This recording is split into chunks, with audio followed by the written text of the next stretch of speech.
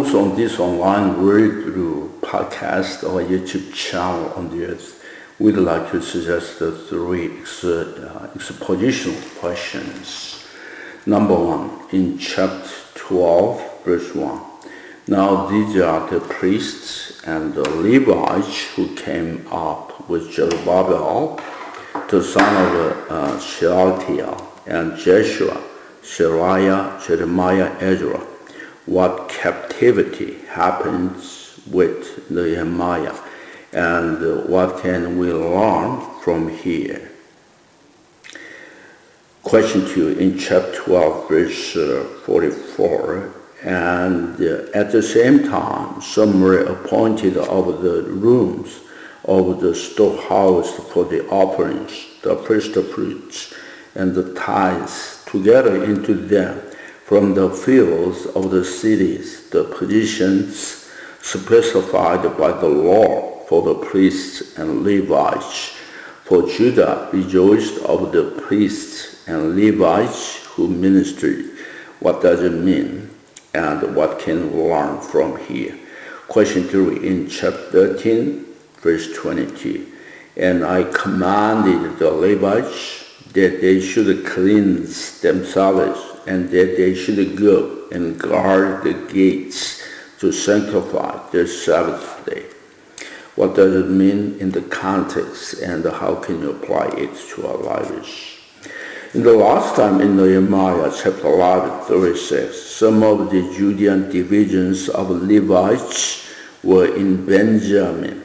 Most tribes of Judah, southern nation, rather than Israel, northern nation, were Judah, Benjamin tribes, with the Levites, other than the other 10 tribes of Israel nation.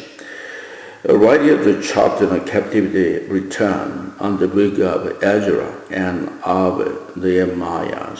So you may see here particularly focus on first return, about 5,000 men, Zerubbabel, Joshua. Then here, second return for 58 before Christ, Ezra chapter 1, verse 1 to 1044, about 2,000. Ezra, third return Nehemiah, right here, rebuilding the city walls.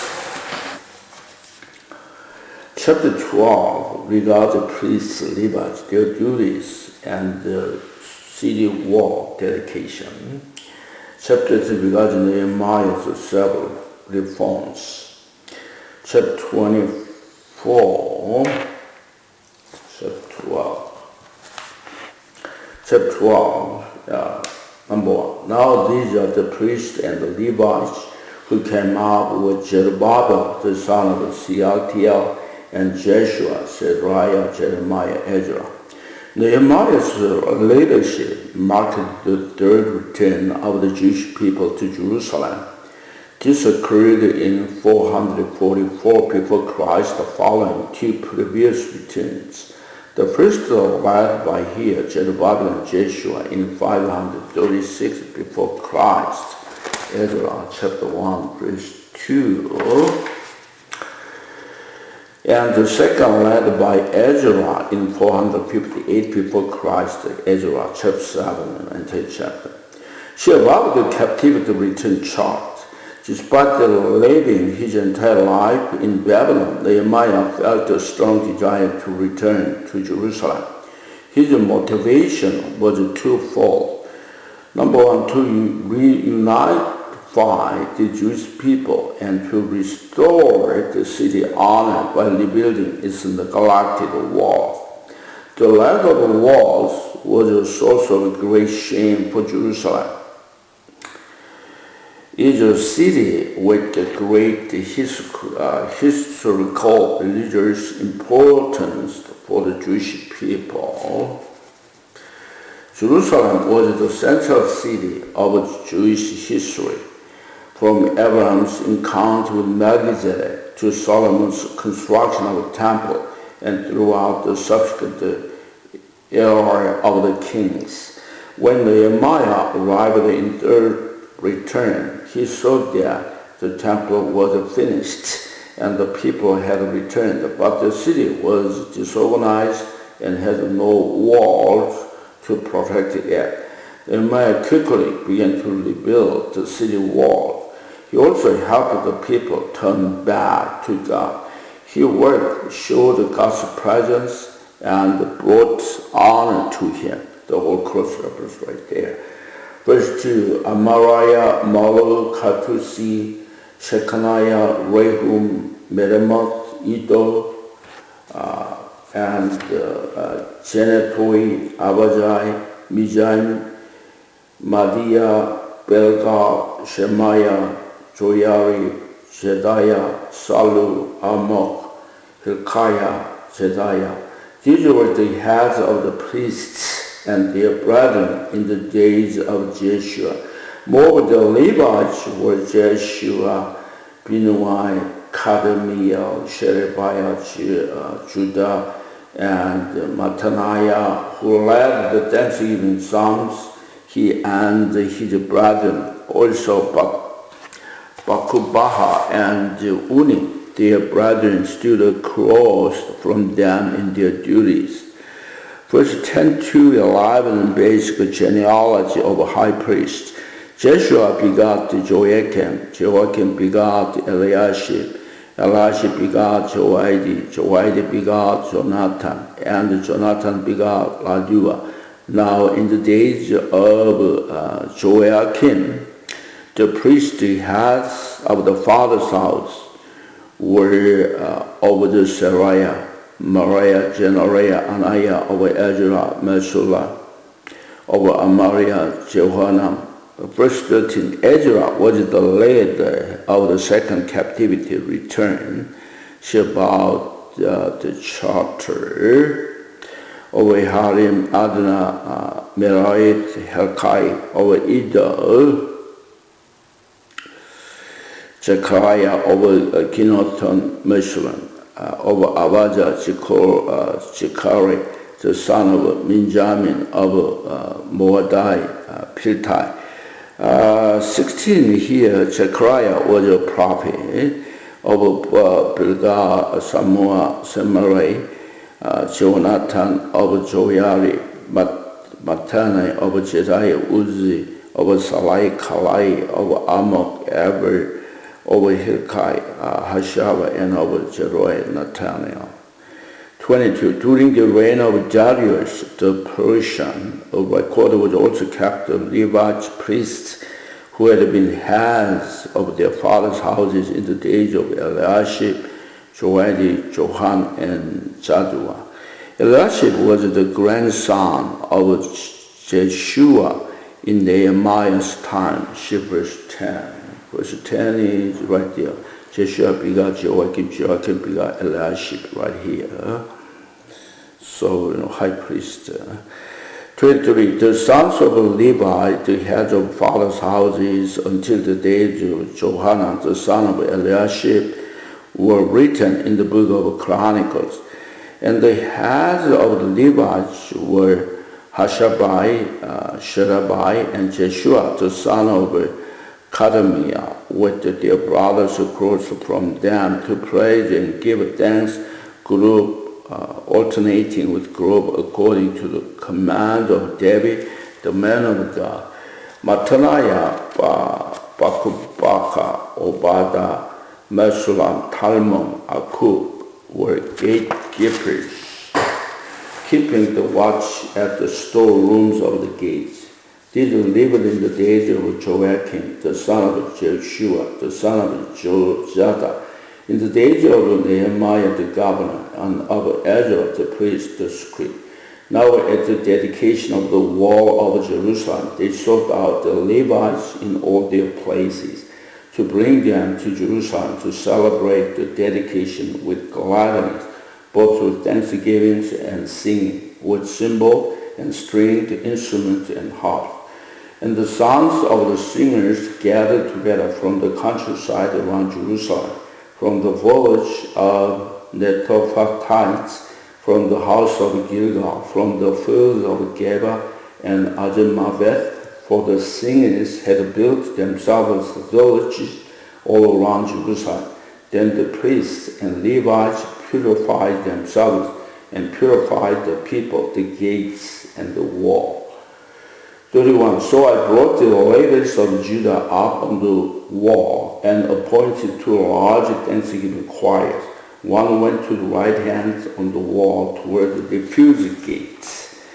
After them went Hosea and half of the leaders of Judah, and Azariah, Ezra, Meshullam, Judah, Benjamin, Shemaiah, Jeremiah, and some of the priests' sons with trumpet. Zechariah, the son of Jonathan, the son of Shemaiah, the son of Mattaniah, the son of Milcah, the son of Jacob, the son of Asher.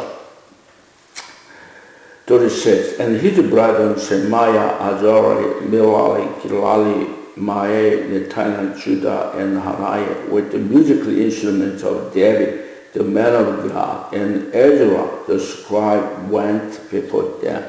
King David had musical instruments, an important part of temple worship.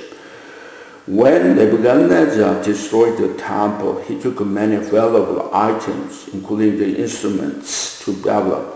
The instruments were kept safe there instead of being destroyed.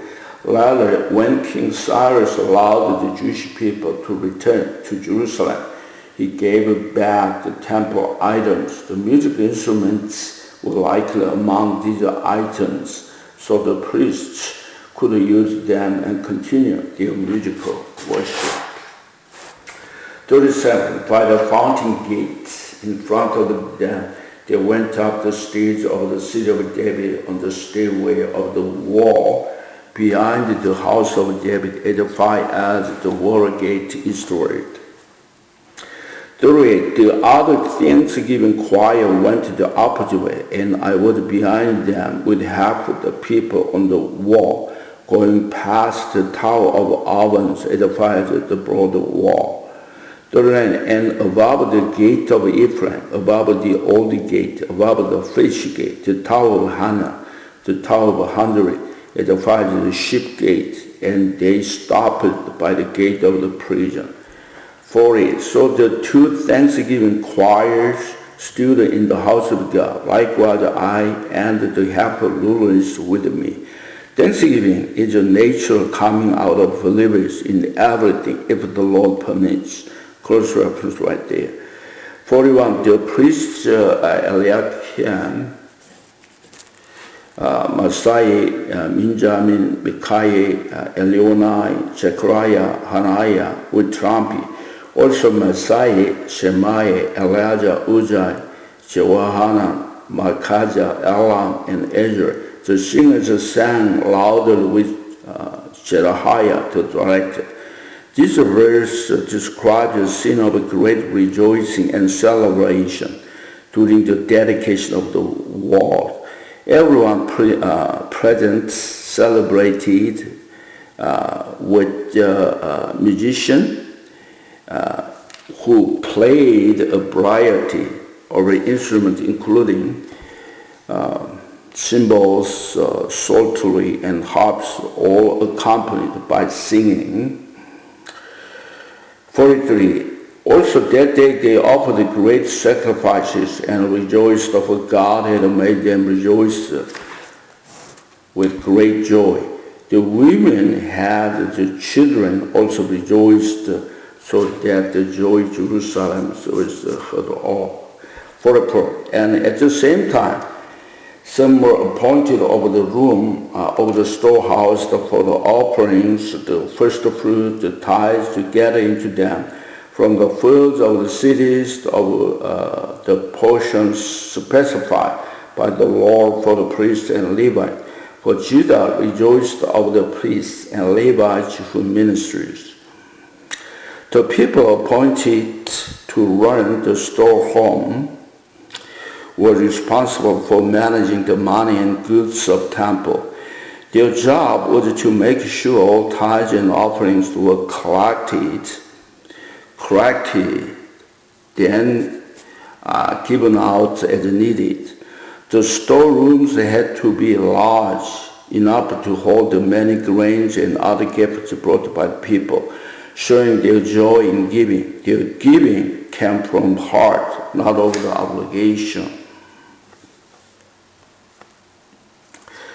45. Both the singers and gatekeepers kept charge of their guard and charge of the purification according to the command David Solomon his son. For in the days of David, Asaph, of old, there were shepherds of singing songs of praise, thanksgiving to God. Among the priests and Levites, some led people in singing, praising God. Some worked as gatekeepers, some performed the purification ritual. 47. In the days of Zerubbabel and in the days of Nehemiah, all Israel gave the portions of the singers and gatekeepers a portion for each day. They also consecrated holy things for the Levites. The Levites consecrated them for the children of Aaron. The dedication of Jerusalem city wall was a time of great joy, praise, singing. The returning exiles were not just celebrating construction project. They were spiritually dedicating themselves and their city to God. By rebuilding Jerusalem, they wanted it to be the center of renewal. God strengthened the nation. For the temple ministries, a portion of daily offering was given to the Levites, who then provided for the priests, the descendants of Aaron. So, priests of Levite too. So, chapter 13, verses 1 and 2. On that day they read from the book of Moses in the hearing of the people, and in it was found written that no Ammonite or Moabite should ever come into the assembly of God, because they had not met the children of Israel with bread and water, but hired Balaam against them to curse them. However, God turned the curse into a blessing. God forbade the Israelites from making alliance with Ammonite and Moabite, the descendants of Lot, Moabite, Ammonite too. Because this nation had mistreated the Israelites during their journey from Egypt to the promised land. One example is when the Moabite king Balak hired the prophet Balaam to curse the Israelites. But God turned the intended curse into a blessing, showing that he works to protect and favor his people. Yeah, that's true for me too. So it was when they had heard the Lord that they separated all the mixed multitude from Israel. Now before this, Eliashib the priest, having authority over the storerooms of the house of our God, was allied with Tobiah. Although Tobiah had tirelessly or continually worked to hinder the rebuilding of Jerusalem wall and had actively conspired against Nehemiah, he was now found to be an ally of one of the priests, Eliashib. Verse 5, and he had prepared for him a large room where previously they had stored the grain offerings, the frankincense, the articles, the tithes of the grain, the new wine and oil, which were commanded to be given to Levites, singers, and gatekeepers, and the offerings for the priests. Eliashib the priest provided a storage room within the temple, previously used for meal offerings to Tobiah, a known opponent of God's work.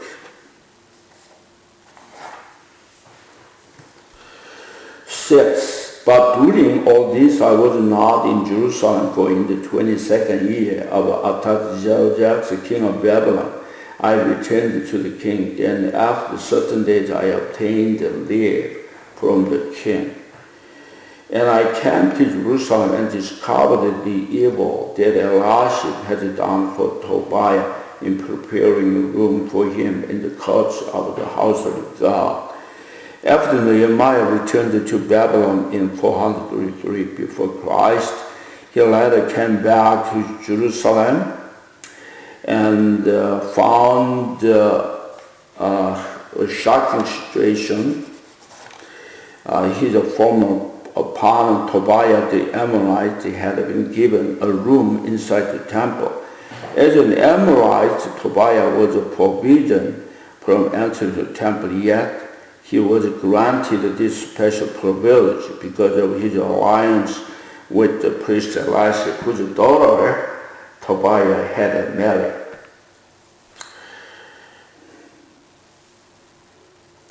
This demonstrates how enemies unable to conquer from the outside often seek to infiltrate and corrupt from within. This is clear parallel to the earlier opposition described in Nehemiah chapter 2, 4, 6, where Tobiah and Sanballat relentlessly tried to stop rebuilding efforts. Verse 8, and it grieved me bitterly, therefore I threw all the household goods of Tobiah out of the room. Then I commanded them to cleanse the room, and I brought back into them the articles of the house of God with the grain offering and the frankincense. Nehemiah expelled all of Tobiah's furnishings from the temple chamber and restored the room its original purpose. Verse 10, I also realized that the portions of the Levites had not given them, for each of the Levites and singers who did the work had gone back to his field. Rash vows are often made to gain God's favor or to extract a special blessing, but they ultimately demonstrate a reliance on one's own efforts rather than on God's grace. This contrasts with the situation of the Levites. Because the Levites were no longer being supported by the people, they had left their temple duties and returned to their farms to support themselves. This neglect of their ministry had a negative impact on spiritual welfare of the people. Believers failed to adequately assess and meet the needs of their ministers, causing the Levites to suffer and abandon their spiritual responsibilities.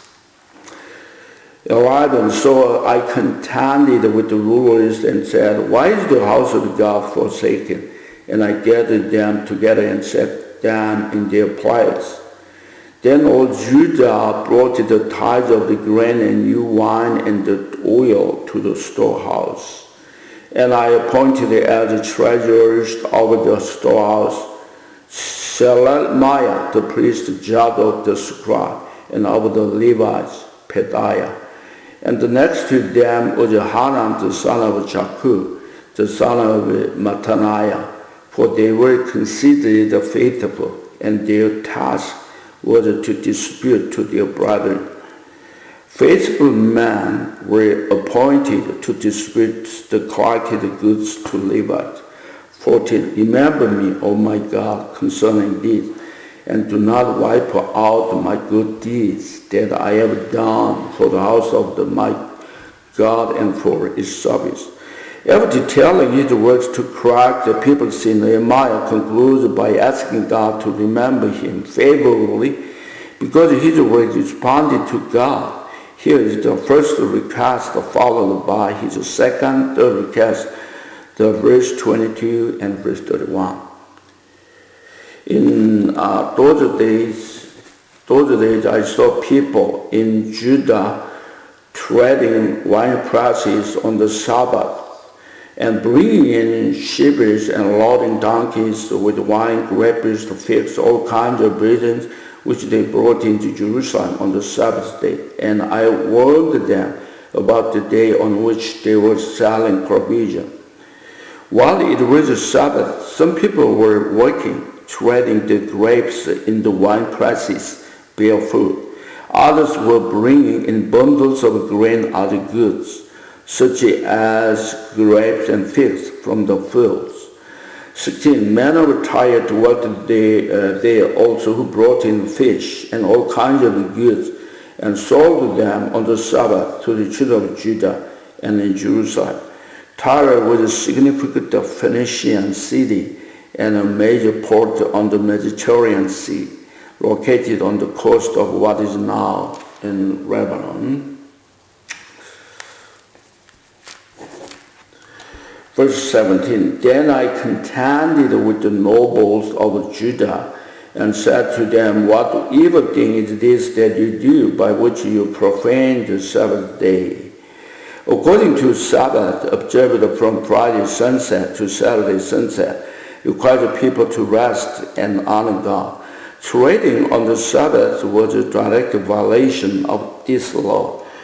Upon returning from the Persian king, Nehemiah found that the people had stayed straight from this observance. He demonstrated strong leadership by commanding that the city gates be shut and traders be sent away on the Sabbath, enforcing adherence to God's law.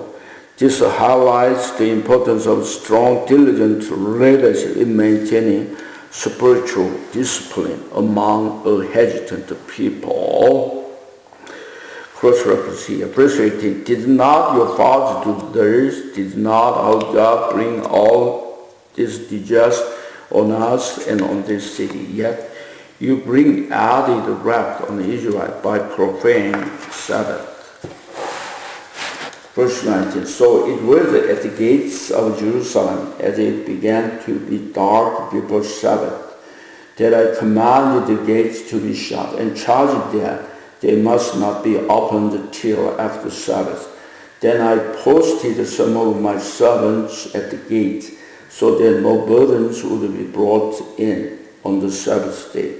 Nehemiah took a deceived action by sending his servant to the city gates to ensure no one brought in goods on the Sabbath. 20. Now the merchants and sellers, all kinds of wares, lodged outside Jerusalem once or twice. Then I warned them and said to them, Why do you open the night around the wall? If you do so again, I will lay hands on you. From that time on, they came no more on the Sabbath. He went out there to threaten them. 22. And I commanded the Levites that they should cleanse themselves and that they should go and guard the gates to sanctify the Sabbath day.